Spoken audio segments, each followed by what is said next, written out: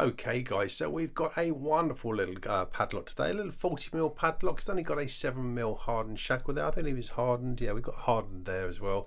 And as you can see by the little logo there, it's a Kaba padlock. Very unique little padlock. I've not seen one of these before, certainly not this small anyway. And of course, as you turn the core around, you see the core, we've got a Kaba 20 core in it.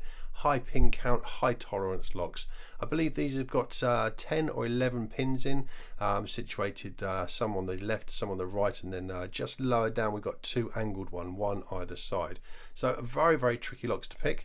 There is a couple of little techniques to do, so hopefully we're going to go through an SPP it, but if we don't get it SPP'd, then once we've got most or the majority of the pin set, we can just get the rake over, give it a quick rake, and hopefully it'll just pop open nicely. Wonderful little padlock. I'm very pleased I've got this in my collection.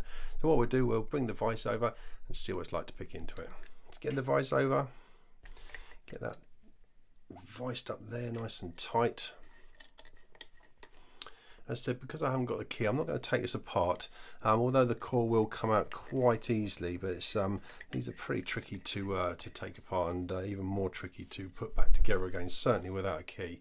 So I'm just going to get you zoomed in there. I'm going to go in with a Z bar here, quite a heavy Z bar, which just fits quite nicely in the bottom of the keyway there. I'm going to apply moderate tension, nothing too much, but certainly enough that I can hold all the pins as we go through the process. As I said, with these high pin counts and high tolerances, I'm not necessarily going to be able to give you a good commentary as way through, but I'll do the best I can. Just going to start with the left pins, work to the right pins, go back and forth, take out the two little bottom pins there, and hopefully we'll get the open. But as I said, if it's just not opening, we'll just get the rake out and hopefully get it raked open.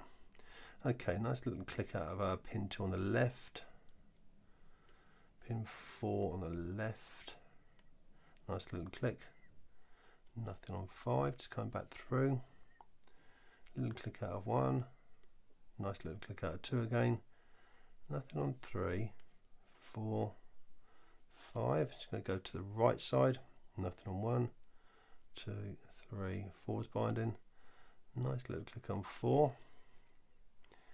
Going back up, pin 1 on the left is now binding. Nice little click.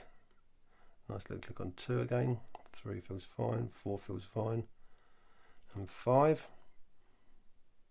Just going to the right side again, nothing on 1, 2, 3's binding. A little click out of 3, 4 is binding tightly. A little click on 4, 5. Come back through, nothing on 1. 2 feels fine, 3, nice little click on 4 again, 5, 1, 2, 3, just a case of just going through each time, just nudging each one, and hopefully we'll get the open. Just going to go in with a shallow pick just to take the two lower pins that's slightly angled, a little click out of that one there, go to the right side. Okay, that feels fine there as well. Go back to the pick, 1, 2, 3, 4, 5. As I said, they are quite tricky to SPP, but I do find that if you get most of the pins set, you can just give the pins a quick scrub and we should get it open with a rake. 1, 2, 3, 4, 5. Nothing there. Okay, let's just try this rake, see how we get on. Nothing that side.